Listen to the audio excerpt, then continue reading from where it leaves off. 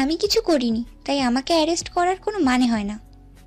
কথাটা বলে দ্রুত গতিতে পা বাড়াতে গেলেই দুজন মহিলা কনস্টেবল ওনাকে আটক করলেন। উনি নিজেকে ছাড়ানোর আপ্রাণ চেষ্টা করছেন, ছাড়াতে না পেরে বললেন, এটা কেমন? আর আপনারা জানেন আপনারা কাকে আটক করছেন আর এর শাস্তি হিসেবে আপনাদের কি কি হতে পারে? কৌশল বলে উঠল, চোরের বউয়ের বড় গলা, তুমি কি অন্যায় করছো তা কি তুমি বুঝতে পারছো না? উনি খানিকটা চেঁচিয়ে বললেন, কৌশিক, মুখ সামলে কথা বলো। ভুলে যেও না আমি তোমার থেকে বয়সে অনেক বড়। কৌশলকে উনি ওনার কথাতে দমিয়ে দিতে পারলো, আয়াসকে পারলো না। আয়াস বলে উঠল, আপনি যে এতদিন ধরে বড় মামিকে ভুল ওষুধ খাবারের সাথে মিশিয়ে দিতেন, সেটা কি ঠিক? মুরব্বীদের কাছ থেকে আমরা এবার থেকে কি এগুলো শিখবো যে কি করে কাউকে মেরে ফেলতে হয়? কথাটা শুনতেই ওনার মুখে আতঙ্কের ছাপ দেখা গেল। তবুও উনি হার স্বীকার করলেন না। রেগে গিয়ে বললেন, মিথ্যা দোষারোপ করা হচ্ছে অফিসার আমার প্রতি। বিশ্বাস করুন আমি কিছু করিনি। সে নিজে ইচ্ছা করে মরার নাটক করে আমাকে ফাঁসাতে চেয়েছে। পুলিশ বলে উঠল, ওনার পেট থেকে পয়জন পাওয়া গেছে। এতদিন ধরে পয়জন পেটে জমতে জমতে উনি মরণ রোগে আক্রান্ত, আর আপনাকে সেই অপরাধে কারাদণ্ড দেওয়া হবে। ওনাকে নিয়ে যান। কথাটা বলার শেষ না হতেই হঠাৎ সেজু মামি হেসে উঠলেন উচ্চ স্বরে। বাহ, এটাই তো আমি চেয়েছিলাম, যে সে মারা যাক। অবশেষে আমার ইচ্ছা পূরণ হলো। কেবল ওর জন্য আমি আমার সমস্ত অধিকার থেকে বঞ্চিত হয়েছিলাম। সব ও না থাকলে সব আমার। খানিকটা পাগলামো ভঙ্গিতে কথাগুলো বললেই পুলিশ আবার হুকুম দিলেন, ওনাকে নিয়ে যান। ওনাকে নিয়ে যাওয়া হলো। আয়াস মুচকি হেসে বলল, ধন্যবাদ অফিসার আমাদের সাথে কোঅপারেট করার জন্য। পুলিশটা মুচকি হেসে বলল, আপনি সত্যি জিনিয়াস মিস্টার আয়াস, প্রাউড অফ ইউ। আপনি এত সুন্দর করে চক না কষলে বোধহয় এত কিছু করা পসিবল হতো না। ধন্যবাদ। কথাটা বলে অফিসার চলে গেলেন। আয়াস ওর আম্মুর দিকে তাকিয়ে বলল, আম্মু খুশি তো তুমি? আয়েশার মা আয়েশার বুকে মাথা রেখে কেঁদে দিল। আয়েশার মায়ের মাথায় হাত বোলাতে বোলাতে বলল, বাবার সাথে দেখা করবে না তুমি? বাবা বাইরে তোমার জন্য অপেক্ষা করছে। উনি ওনার চোখের জলটা মুছে নীরব হয়ে রইলেন, কিছু বললেন না। আয়াসও আর বেশি কথা বাড়ালো না, চুপ করে রইল। হয়তো ওনার মনের অবস্থা ওটা বুঝেছে। নূর শুয়ে আছে, পাশে বসে আছে আয়াস। বেশ কিছুক্ষণ আগে নূরের একটু জ্ঞান ফিরেছিল, তারপর আবার ডক্টর ইঞ্জেকশন দেওয়ায় আবার কিছুক্ষণ ঘুমিয়েছিল। আয়েশের মা, উনি নূরের জন্য খাবার আনতে গিয়েছেন। আয়েশের বাবা আজকেও নিজেকে ঘরবন্দি করে রেখেছেন, কিন্তু নিজের এমন ঘরবন্দির কারণটা সবার কাছেই অজানা। হঠাৎ নূর খানিকটা নড়ে উঠতেই ইফা বলে উঠল, ভাইয়া, ভাবির জ্ঞান ফিরেছে। আয়াস ব্যতিব্যস্ত হয়ে পড়ল। নূর উঠে বসতে গেলেই আয়াস ধমক দিল, এমে বসো, উঠতে বলেছি তোমাকে। নূর আচমকা উঠল। হঠাৎ কঠিন স্বরে ধমক শুনে ইফা বলে উঠল, কি শুরু করলে ভাইয়া? ভাবির সাথে জ্ঞান ফিরলো আর এখনই বকাঝকা শুরু করে দিলে? আয়াসও ইফার ঠান্ডা ধমক শুনে বেশ শান্ত কণ্ঠে বলল, উঠবে না তুমি, যেমন ভাবে শুয়ে আছো তেমন ভাবেই থাকো। ইফা খানিকটা মুচকি হেসে বলল, ভাবি, তোমার এখন খালি রেস্ট নেওয়ার সময়, আর তুমি একদম বেঁধে ব্যস্ত হবে না। নূর অবাক হয়ে বলল, আয়াসের মুখভঙ্গির পরিবর্তন হয়েছে কি নূর জানে, বা তবে ইফা মুচকি মুচকি হাসছে। আয়াস ওখান থেকে উঠে চলে গেল। নূর কিছুই বুঝতে পারছে না, এদিকে ইফাও কিছু বলছে না। দেখে নূর খানিকটা উঠে বসার চেষ্টা করে বলল, কি হয়েছে বলবে তো ইফা? সবকিছু ঠিকঠাক? ইফা এখনো কিছু বলছে না, মুচকি হাসছে। নূর কাহিনীর কিছুই বুঝতে পারছে না। আবার জিজ্ঞেস করতে গেলেই আয়েশের মা রুমে আসলো। সুপের বাড়িটা টেবিলে রেখে নূরের পাশে বসতেই নূর ওনার দিকে তাকালো। ক্রমে ক্রমে নূরের চোখ জোড়া ছোট হয়ে আসছে, হয়তো ওনাকে এখনো চিনতে পারেনি।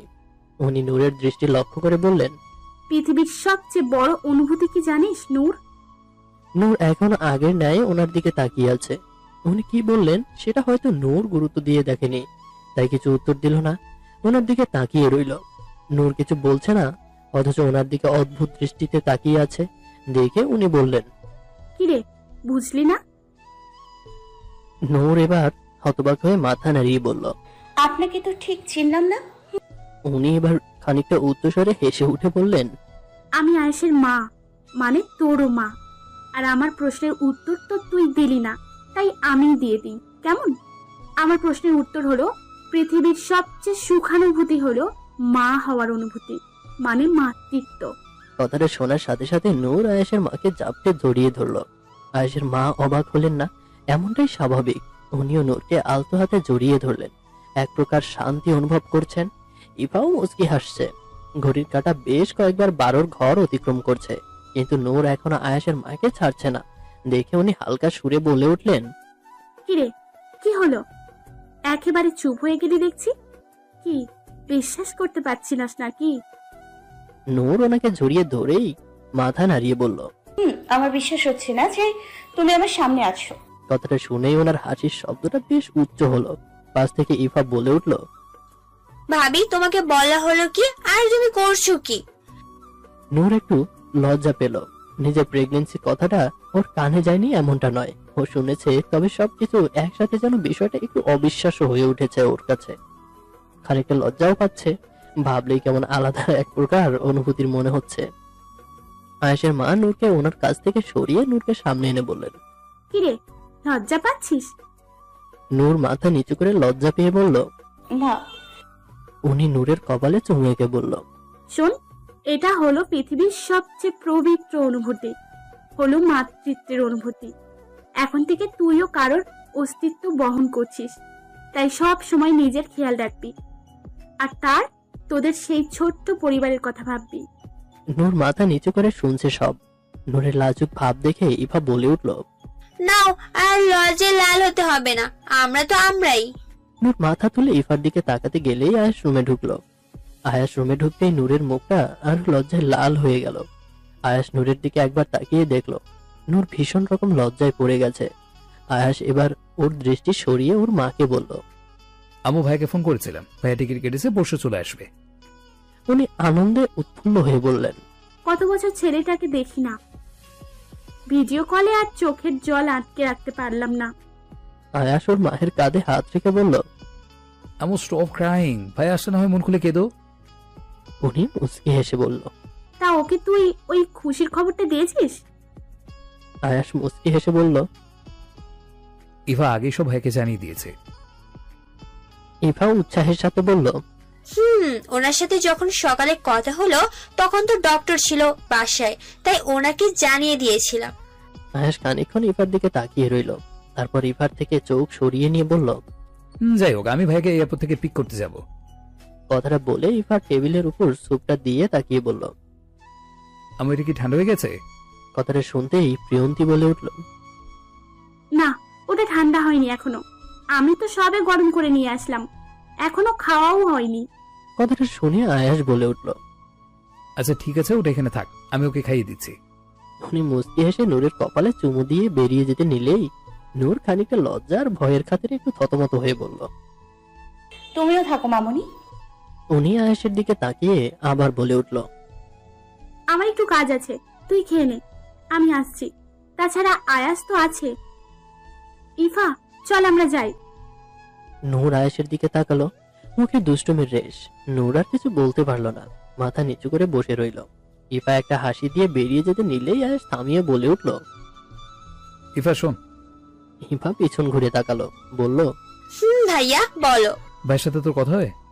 ইফা বেশ সাবলীল ভাবে বলল, হ্যাঁ, ওনার সাথে তো রোজই কথা হয়।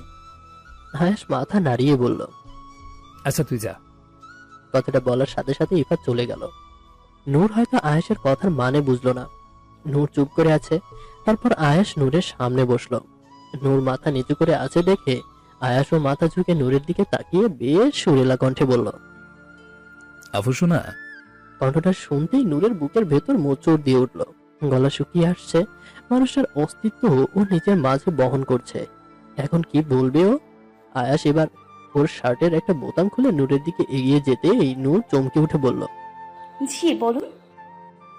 আয়াস নূরের দিকে আরো খানিকটা এগিয়ে গিয়ে বলল, ভয় পাচ্ছ? নূর একটু পিছিয়ে গেল, তারপর তুতলিয়ে বলল, কই না তো। আয়াস দেখলো নূর ভয় পাচ্ছে, তার কারণটাও জানে। নূর হয়তো ভাবছে বেবিটার জন্য আয়াস এখন কোনো ঝামেলা করবে, সেই ভয় পাচ্ছে নূর। আর আয়াস বুঝতে পারলো, তাই নূরকে আরো খানিকটা ভয় দেখানোর জন্য বলল, কি করছো তুমি এটা? ভয়ে নূর কুঁচকে গেল। আয়াসের দিকে তাকিয়ে বলল, কি করেছি মানে? আয়াস একটু গম্ভীর কণ্ঠে বলল, কি করছো বুঝতে পারছো না, নাকি বুঝতে চাইছো না? কোনটা? নূর এবার কেঁদে ফেলবে এমন ভয় পেয়ে বলল। আমি কিছু করিনি। আয়েশার হাসি পাচ্ছে, তবুও হাসি আটকে বলল। তুমি না করলে তাহলে কে করেছে? নূর এবার ফুপিয়ে কেঁদে উঠল। আয়াস হো হো করে হেসে নূরকে বুকে জড়িয়ে নিয়ে বলল, আরে পাগলি, কাঁদছো কেন? আমি তো মজা করছিলাম। তুমি কি জানো তুমি আমার জন্য ঠিক কতটা হ্যাপিনেস বহন করছো? নূর চোখ মুছে বলল। প্লিজ বাচ্চাটা নষ্ট করতে বলবেন না, আমি পারবো না। আয়াস নূরকে আরো শক্ত করে জড়িয়ে ধরে বলল। এইসব কি কথা আফসোনা? আর কখনো এমন বলবে না। নূর চুপটি করে রইল। আয়াস নূরকে সরিয়ে নূরের ঠোঁটে আঙ্গুল দিয়ে আলতো করে স্লাইড করে বলল, আমার মনে এখন অনেক কিছু চাইছে, অনেক কিছু করতে, অনেক কিছু বলতে। নূর লজ্জা পেয়ে বলল। ধ্যাত, কথাটা বলে বিছানা থেকে নামতে গেলেই আয়াস হাত ধরে নিল। সবসময় সব বাধা আমি মানতে পারবো না আফসোনা, তাই আজও পারবো না। কথাটা বলে হাত ধরে কাছে টেনে আনলো। নূর আয়েশের চোখে চোখ রেখে কথা বলার সাহস পাচ্ছে না। লজ্জায় আয়েশের বুকে মুখ লুকালো। আয়েশের আর কি কেল্লা ফতে। তুমি কি আজও আমাকে ক্ষমা করতে পারোনি প্রিয়ন্তী? আর এটা নিশ্চয়তা ভরা কণ্ঠে বলে উঠলেন তেহরাজ সাহেব। পাশে খানিকটা দূরত্ব বজায় রেখে বসেছেন প্রিয়ন্তী মোস্তফা। মাথা নিচু করে রেখে চুপ করে রইলেন উনি। কি বলবেন বুঝতে পারছে না। বলার আছে অনেক, কিন্তু বলতে পারছেন না তিনি। প্রিয়ন্তী নিস্তবতাকে অনুসরণ করে তেহরাজ সাহেবকে পুনরায় বললেন, তোমার ডায়েরিটা আমি পড়েছি, তোমাকে খোঁজার স্বার্থে পড়েছি। যদিও একবার একান্ত ব্যক্তিগত জিনিসে হাত ধোয়ার অধিকার আমার নেই, সে আমার স্ত্রী হোক বা অন্য কেউ, তার জন্য আমি ক্ষমা প্রার্থী। খানিকটা হাঁপিয়ে উঠে বললেন, তোমার এই নিস্তব্ধতা আমার পুরনো অক্ষয় পাপগুলোকে জানান দেয় বড্ড দৃঢ়ভাবে, তা আমি উপলব্ধি করি প্রতি মুহূর্তে। তবে শেষ বয়সে এসে সবটা হারানোর ভয় পাই বড্ড, যদি জানি যে কোনো কিছুই আমি ধরে রাখতে পারিনি। ওনার কথাটা শুনে প্রিয়ন্তী ঈষৎ মুচকি হাসলেন। ওনার ঠোঁটে ফিসলের হাসির রেখা দেখে তেহরাজ সাহেব কিঞ্চিত হকচকিত হয়ে গেলেন। তা আমার সেই পুরানো একান্ত ব্যক্তিগত ডায়েরি পড়ে কি জানলে? তেহরাজ সাহেব ম্লান কণ্ঠে বললেন, তুমিও একটা সময় কাদম্বিনীর মতো অনুভব করতে। উনি এবার তেহরাজ সাহেবের মুখের দিকে তাকিয়ে বলল, রবীন্দ্রনাথের জীবনে কাদম্বিনী দেবীর ভূমিকা জানো? তেহরাজ সাহেব মাথা নিচু করে ফেললেন। কি বলবেন ঠিক বুঝতে পারছে না। মুখে ফুটে উঠেছে একরাশ অসহ্য ঘৃণা নিজের প্রতি। অতীত ত্যাগ করে বর্তমানকে আঁকড়ে বাঁচতে শেখো। এই লাইনগুলো বোধ হয় শায়েরি বা কাব্যগ্রন্থের মানায়। আসলে বাস্তব জীবন এগুলো বড্ড বেমানান, তা আজ ভালোভাবে উপলব্ধি করতে পারছে বেশ। হঠাৎ হালকা শরীর কাঁপানো হাসি হাসলেন প্রিয়ন্তী মোস্তফা। প্রেয়সীর সেই হাসির দিকে দৃষ্টি উঁচিয়ে দেখার ক্ষমতা তেহরাজ সাহেবের নেই। কম্পমান হাসির রেখাটা ক্রমশ সংকুচিত করে প্রিয়ন্তী বলে উঠলেন, ক্ষমা তো আমি সেই দিনই করে দিয়েছিলাম যেদিন তুমি আর তোমার নিজের ভুল বুঝতে পেরেছিলে, ক্ষমা চেয়েছিলে আমার কাছে। কিন্তু সেদিন আমি তোমার ক্ষমার প্রার্থনার কোনো জবাব দিইনি, কারণ আমি এক হতভাগা নারী যে ভেবেছিল, বলতে পারো এক প্রকার কল্পনা করেছিল যে না, আর যাই হোক তুমি ইশারা বুঝবে। কিন্তু না, তুমি বোঝনি। উল্টে আমার থেকে দূরে সরেছিলে আর এক রাস অনুসূচনার মায়াজালে নিজেকে জড়িয়ে নিয়েছিলে। হতাশ হতাম আমি, জানো তো। তেহরাজ সাহেব ফুপিয়ে উঠলেন। চোখ থেকে ঝরতে লাগলেন অঝরে ধারার জল। প্রিয়ন্তী মুচকি হেসে ওনার কাঁধে আলতো করে হাতের স্পর্শ রেখে বললেন, ক্ষমা কেন করব না বলতে পারো? আমি কে ক্ষমা না করার, যেখানে স্বয়ং সৃষ্টিকর্তা পরম দয়ালু আল্লাহ ক্ষমাশীল। তিনি যদি সবার পাহাড় সমান গুনাহ ক্ষমা করে দিতে পারেন, তাহলে আমি তার ক্ষুদ্র একটা বান্দা হয়ে তা কেন পারবো না বলতে পারো? বরং যারা ক্ষমা করে তারা সৃষ্টিকর্তার দৃষ্টিতে উচ্চ আসন লাভ করে। সবচেয়ে বড় কথা যেটা তুমি কখনোই বোঝনি, তা হলো আমার ভালোবাসা। তেহরাজ সাহেব কান্না মিশ্রিত কণ্ঠে বললেন, বুঝেছিলাম আর এখনো বুঝি, শুধু সেদিন তোমার মন পড়তে পারিনি আমি। প্রিয়ন্তী তেহরাজ সাহেবের দিকে ঝুঁকে প্রশ্ন করল, তুমি কাঁদছো কিসের জন্য? তেহরাজ সাহেব উঠে দাঁড়ালেন। জানালার কাছে গিয়ে বাইরের দিকে তাকিয়ে রইলেন। তার এক কাঁধ থেকে শাল ঝুলছে। প্রিয়ন্তী ধীর পায়ে উঠে গিয়ে হেঁটে ওনার পাশে দাঁড়ালেন। কাঁধের শালটা কাঁধে টেনে দিয়ে ওনার কাঁধে মাথা রাখলেন। আমরা মানুষ মাত্রই ভুল হয়, কিন্তু ভুলটাকে শুধরে নিয়ে এগিয়ে যাওয়াই মানেই জীবনের আসল সার্থকতা লাভ করা। তেহরাজ সাহেব আর এক হাত প্রিয়ন্তীকে জড়িয়ে ধরলেন। সূর্য অস্ত যাবে যাবে। গোধূলির লগ্নে আকাশে রক্তিম আভার মিষ্টি উজ্জ্বলতা কাটছে, যত গ্লানি আর ছড়াচ্ছে মুগ্ধতা। কোথায় যাচ্ছেন আপনি? অনেকটা আকাঙ্ক্ষিত দৃষ্টি নিয়ে চেয়ে রইল নূর। হয়তো আয়াসের থেকে সঠিক উত্তরটার আশা করছে ভীষণভাবে।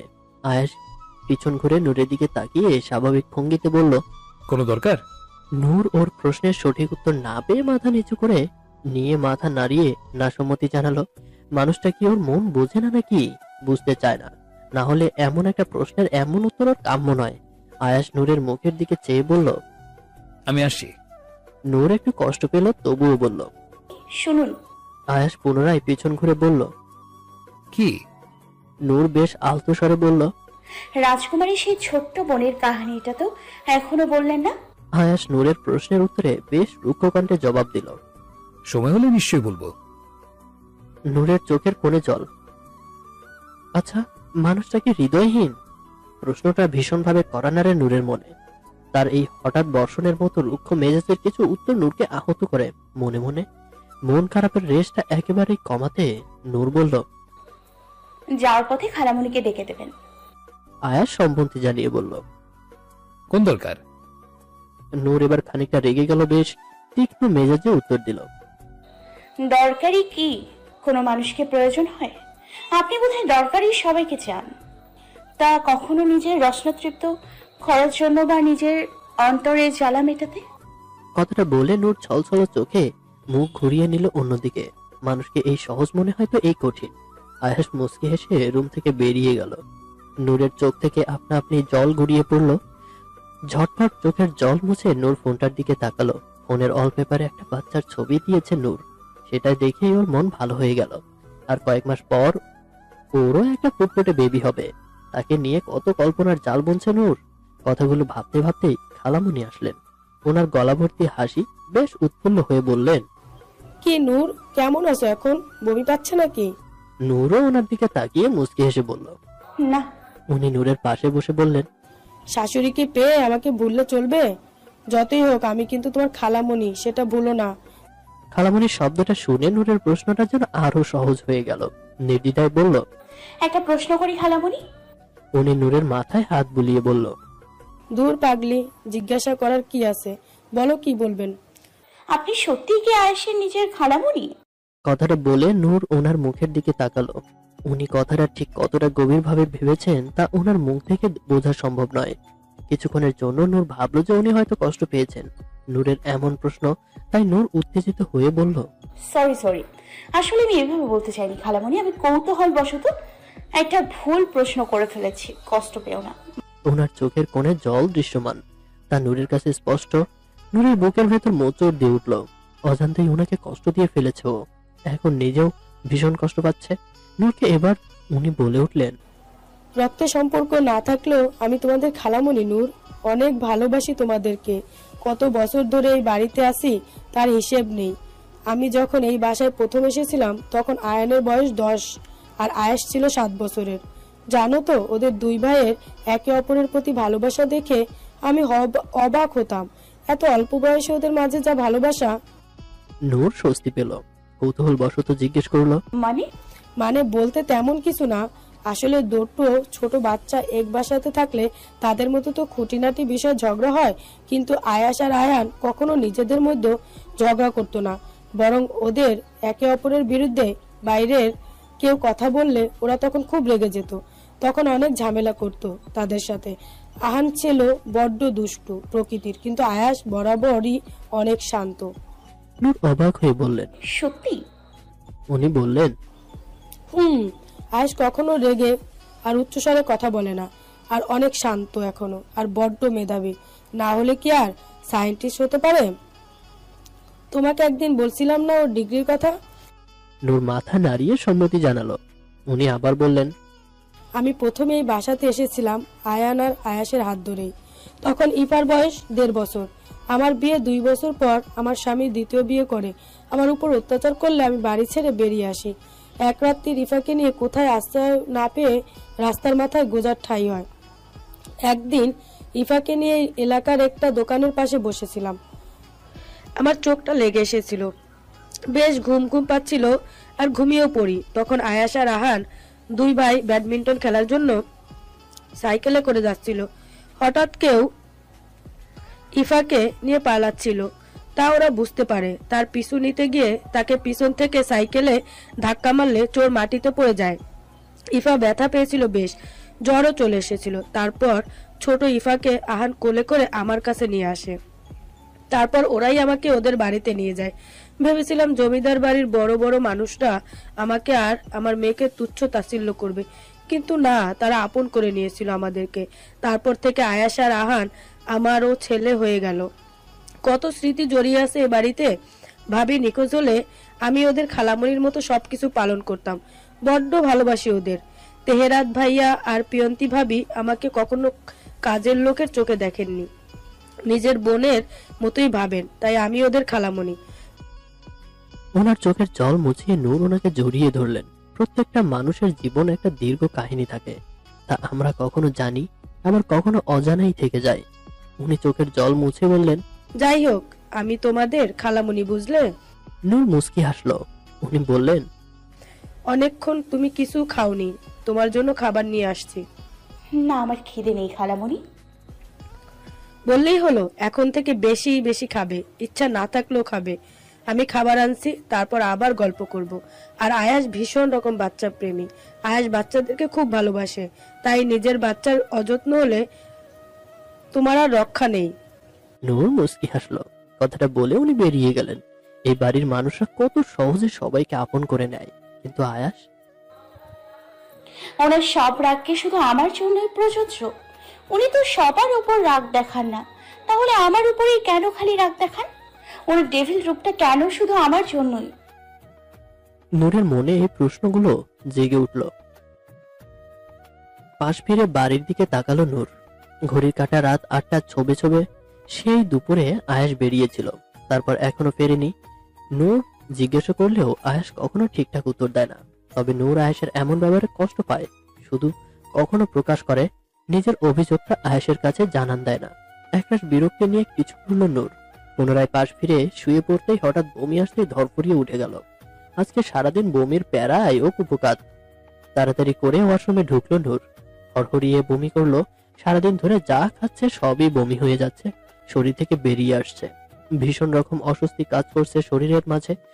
মুখটা ধোয়ার জন্য বেসিনে থাকা ট্যাপটা অন করতেই হঠাৎ করে ট্যাপটা খুলে ধপ করে মাটিতে পড়ে গেল। হঠাৎ করে এমন কিছু হওয়াতে নূর ভয় পেয়ে গেল। রাতের বেলা এমন কিছু একটা সাধারণ বিষয় ঘটলেও তা নিয়ে ভয় পাওয়া খুব একটা অস্বাভাবিক কিছু না।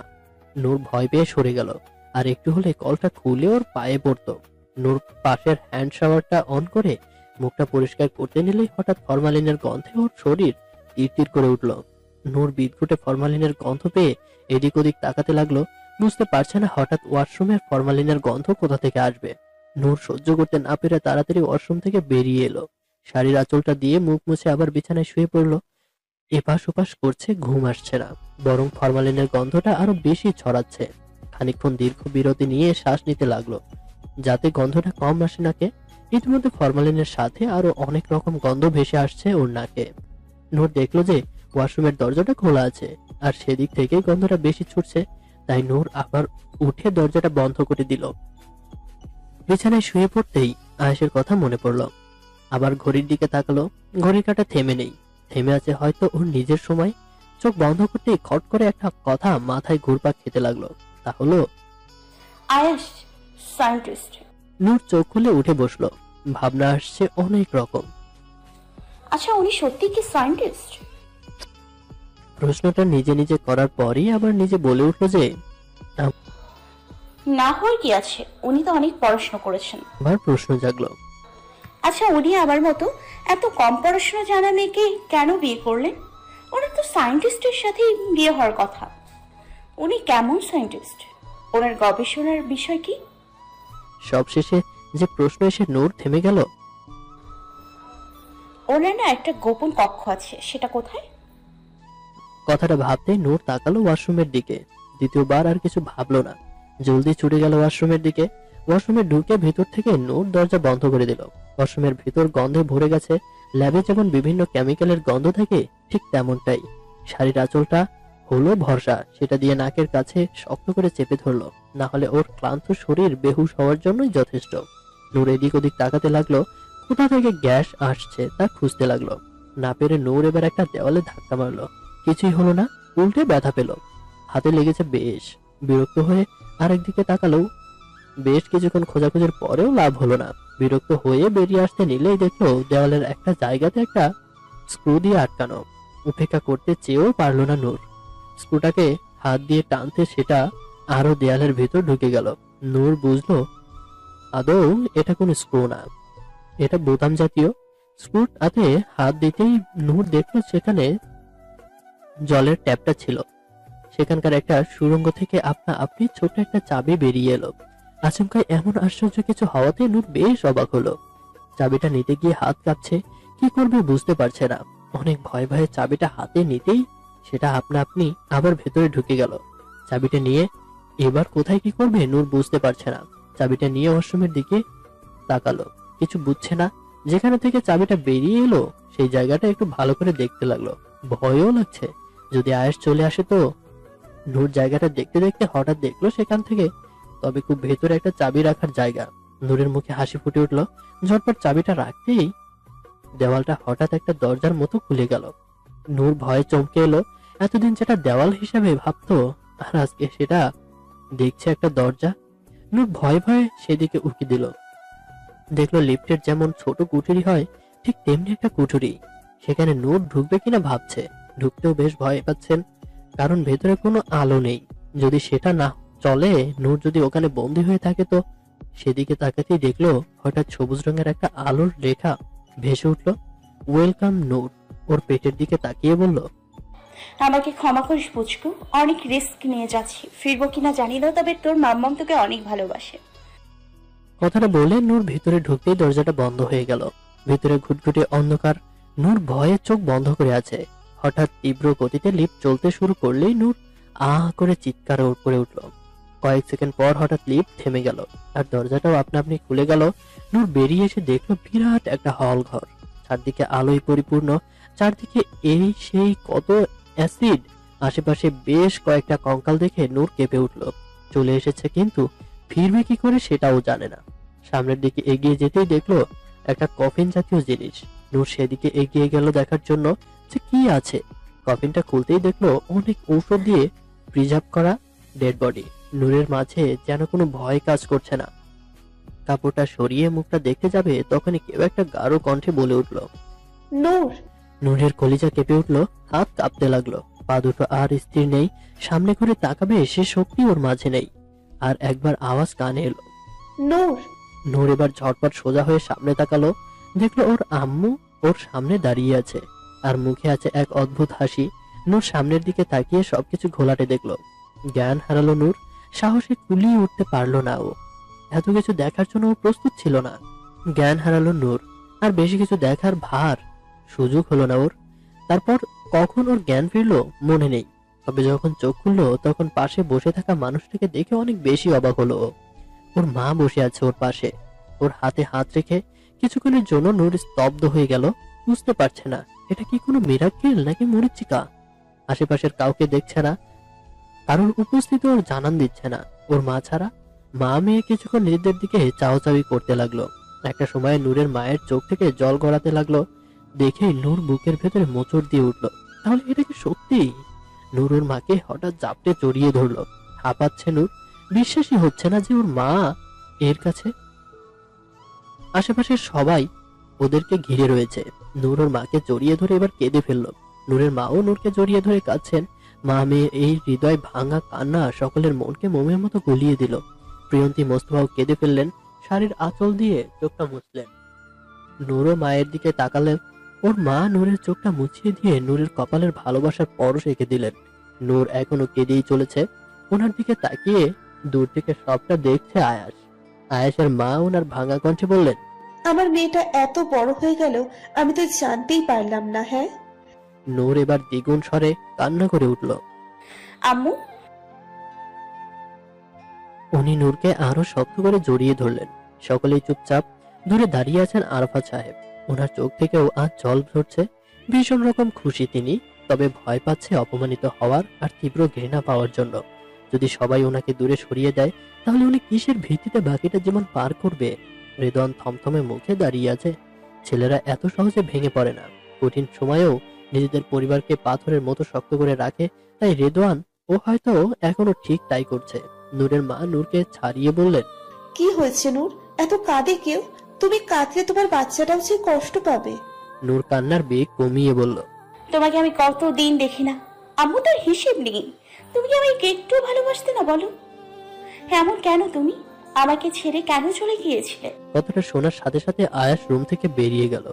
নূরের মা আয়েশের যাওয়ার দিকে তাকালেন, তারপর নূরের দিকে মনোযোগ দিয়ে বললেন,